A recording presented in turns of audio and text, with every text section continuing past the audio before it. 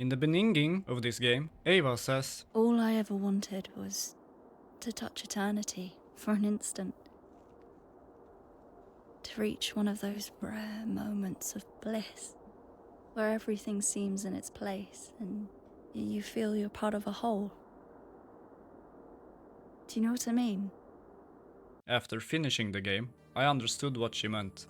At the end of her journey, this is exactly what happens. She doesn't just touch eternity, she becomes part of it. It took me 11 hours, 3 minutes, and 50 seconds to complete this game.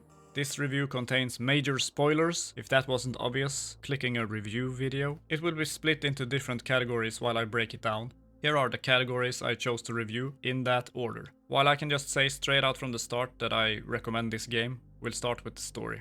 The story is very straightforward, mainly focusing on Ava, but occasionally giving us more characters to focus on for a while. We learn early that Ava has set out to become the first human to reach the summit of Kami, and although the goal is clear from the beginning, the path we take there isn't always as easy to climb as it is easy to find. Ava's personal goal is clear: reach the top. Sponsors, bragging rights, she doesn't care, although conflicted at times. She's there for the love of the climb. For me it became obvious why she does it though. We learn later on that she's been doing it since she was a young child. The story is also very interesting because of the inscriptions and cave paintings you find throughout the game. It creates an interest for knowledge about these people and the mystery surrounding the mountain. The mountain feels older than the game time you've spent on it. This game taught me what the old games used to teach me: patience, and the reward will come later. And although I got angry and frustrated in some parts of the game, dude, just grab the fucking backpack! It humbled me and took me back to that old game design again and again. Patience. Try again. You got this. The gameplay in itself was overall simple and quick to learn, and I talk more about the mechanics in the movement section of the video. The survival aspect was very easy to understand, and although I'm not usually very happy to have to cook food and different recipes and spend a whole lot of time on that, you really don't have to spend that much time doing it here. The process is very quick and easy, but it's almost like you wanna spend that time even if you don't have to. You want to take care of Ava. You want to tape her fingers when you see how damaged they are. You want to repair pittance in the tent using your most loyal companion, whom eventually, sadly, becomes a victim to your anger issues. And none of it feels like a chore like in some other games out there. It feels as natural as breathing. The tent menu, or tent environment, where you do the maintenance, is very cozy, no matter what time of day or weather, but maybe especially when it's dark. The stars are out and the lantern is lit, and it always feels rewarding to walk up to a save point and pull your tent out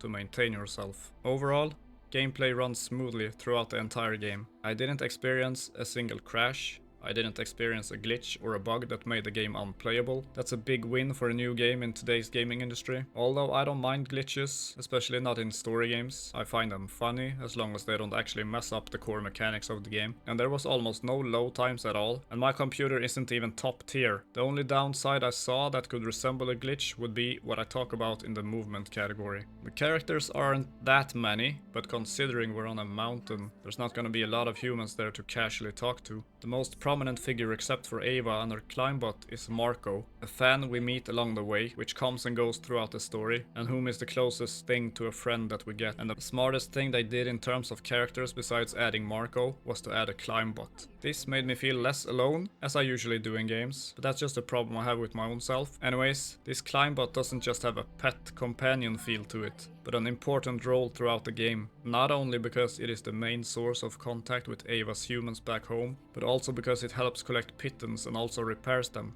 She has also had the same climbbot since she was a child, so to me, that brings a lot of emotional value to it, although it necessarily didn't bring that to Ava until maybe it was too late. Almost all characters who we do come across have backstories directly tied into notes and writings that we can find, which is very interesting and even made me want to go back down after leaving certain areas just to see if something would happen in terms of dialogue after finding a new piece of information. There's also a lot of messages from home through a girlfriend and a manager, at least I think he's some kind of manager, which also brings value into the story through characters. And even though Ava seems like she's very comfortable being alone and doesn't seem very keen on getting spammed with messages, she seems genuinely happy about receiving some of them. I was enchanted. I was entranced. I was emotionally impacted by the music in some areas. And I'm used to the Halo soundtracks, so an indie game having music that made me feel things, that's a 10 of 10 for me. The music enhanced the experience a lot. It soothed us in situations where it was hard, and walking towards the mountain at the beginning of the game with the soothing hymns and the beautiful melody was creating a feeling that we're gonna experience something big. Showing us the entire mountain while playing an epic song into our ears created a longing to reach the top very early game. Sound effects to me was top tier. The echoing of voices, the heavy feel of the rain, the dripping water in caves, the wind bursts. The sound effects made it very easy to immerse yourself into the game. Voice acting was also top tier, although some dialogue didn't make sense to me at times. For example, when Ava finds a body that's obviously been murdered, she reacts with a joke. Damn! This guy probably owed a lot of goat's milk to someone. What in the serious Ava that you see in cutscenes doesn't resemble that line, I think. She also reacted in a much more compassionate way in the beginning, so her personality felt kinda split in terms of those reactions. I'm sorry, friend.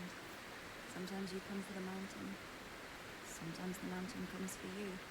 Looks like it was high time. I mean, I have a few different personalities myself, so I'm not gonna say it's unrealistic. I'm just saying it because it made me wonder why she reacted like that to a murdered person. The art style of the game resembles a comic book vibe, like the Borderlands games amongst others. And for me, this style can often reduce the immersion because it's so obviously a game. But in this game, that wasn't the case. I didn't expect to tear up twice over a cartoon-looking game. And although the goal to reach the summit is clear, and the urge to get there grows larger as you progress throughout the game, there are enough moments where you just stay completely still and just watch the beauty of the environment. The horizon, the northern lights, the village in the distance. It gives you time to breathe and just be in the game. Because although you're not physically drained after completing a hard obstacle that might have taken you 40 minutes, you might be mentally drained. Oh shit. You scared me, buddy. And the sky, horizon, and the mountain itself will give you time to recover for the next phase. They even have dedicated spots to enjoy the view. A big plus is also the photo mode, which also include different poses, weather, and is such an awesome tool to use for example, thumbnails, or just beautiful screenshots. At times, the movement can feel a bit frustrating. For example, when you've climbed or dragged yourself over an edge and she doesn't just release automatically from the wall. This is something I feel should be implemented to give a smoother experience. It would also remove the worry of falling back down if you release manually in a weird, unorthodox pose. Movement is also a bit clunky when it comes to positioning of hands and feet and in what order they move. Why isn't the limb that causes shaking moved first to stop the shaking? The time it takes to press the button to get to the right limb will make you fall before you can move it. Side note here though, there are different controllers and I played with the default one, so I don't know if this changes with different controllers. Other than that, she's very responsive to what you do. She feels a bit heavy when you walk around and run, which I feel is a good thing because she's carrying a lot of weight on her back, and the general climbing movement becomes very easy fairly quickly. There wasn't really any combat in the game, I might have missed some though, but there was one instance where a bear blocked me inside a cave. I could have used some kind of guidance to what to do there, through dialogue from Ava for example. Should I run? Should I walk slowly? That's the only thing I can think of in terms of combat. There are some notes in the game that gives you the option to find specific things or items, which are 100% optional and doesn't stop you from progressing. No puzzle will be in your way. And besides, when the path isn't shown as a magic light or a GPS on a minimap, it gives you more time to just exist and breathe in the world. Figure it out as you go along. That's a puzzle in itself, a puzzle which makes you explore more possibilities. Personally, I think we need this in our time of destructiveness against our own attention span. The game has a lot of smaller stories, usually in written form. You can also find older climbers with their own backstories, and with older I mean dead climbers. In addition to side stories, these written notes and signs also include a lot of tips for climbing and for example recipes that will help you make better food, so you'll get better and longer buffs and boosts. And with that being said, here comes the last category.